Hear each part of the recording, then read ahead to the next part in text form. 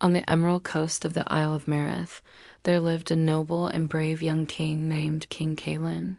His island was known for its breathtaking shores, pearl white sands, and clear blue waters that shimmered like sapphire under the sun. But Meerith had one more secret, a secret only the kings of the isle knew.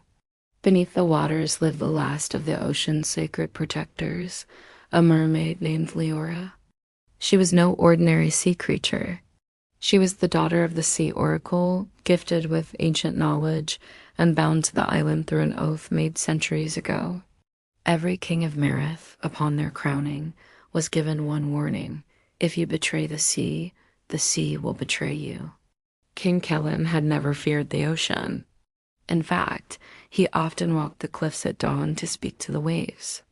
And there one day he heard her voice. Soft, melancholic, full of longing. That was the day he met Leora, and nothing was ever the same again. Over time, Kellen and Leora formed a secret friendship. She told him stories of the deep, of glowing whales and sunken cities, of sea magic and curses long forgotten. And he told her of the world above, of war and peace, of politics, and of his heavy crown. One night, as a storm roared in the distance, Kellen whispered, "You understand me more than anyone ever has."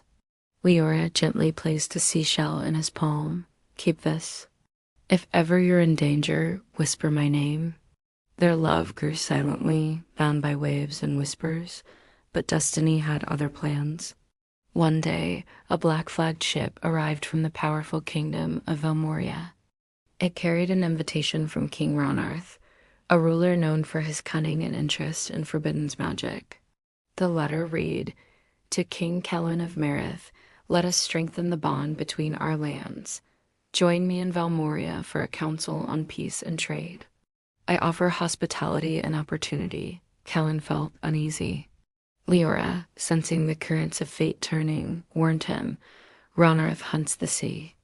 He has been capturing my kind. He seeks the tear of the deep, a jewel that can control the oceans. My family protects it. But duty called." Kellen promised, "I will be careful. I will return to you."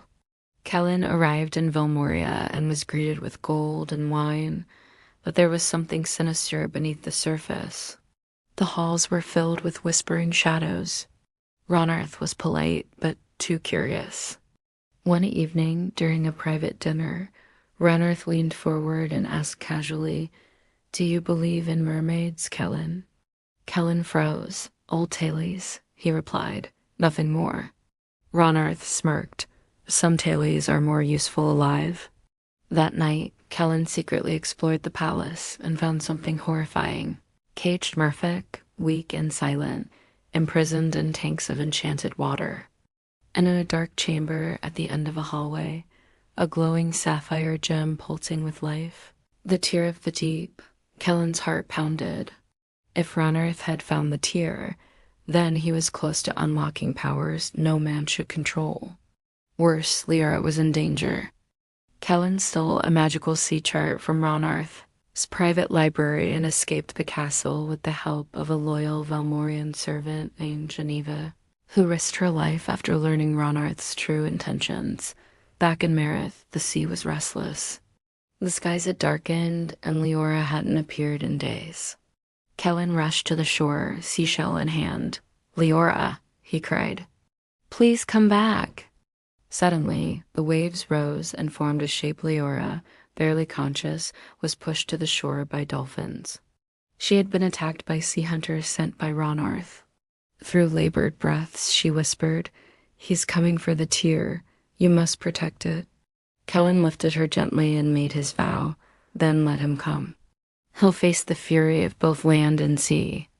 That night, as Vilmorian ships approached Meerith, a storm began to rage. Kellen stood on the cliffs with his sword drawn and the tear of the deep in his hand. Ronarth landed with his guards, demanding the gem. "Give me the tear, or your island sinks." But before he could strike, the sea exploded behind them. Leora rose, surrounded by a wall of water and glowing with the energy of her ancestors. "You betrayed the ocean," she said coldly. Now the ocean judges you, waves roared, lightning split the sky. Kellen hurled the tear into the sea, breaking its control and releasing its energy back to the deep. The sea swallowed Ronarth's army. His ship shattered, and he was never seen again. Peace returned to Mareth. The ocean grew calm once more. Leora, now free from her guardianship of the tear, was given the choice to live on land. But she chose to remain in the sea, though she promised to always return.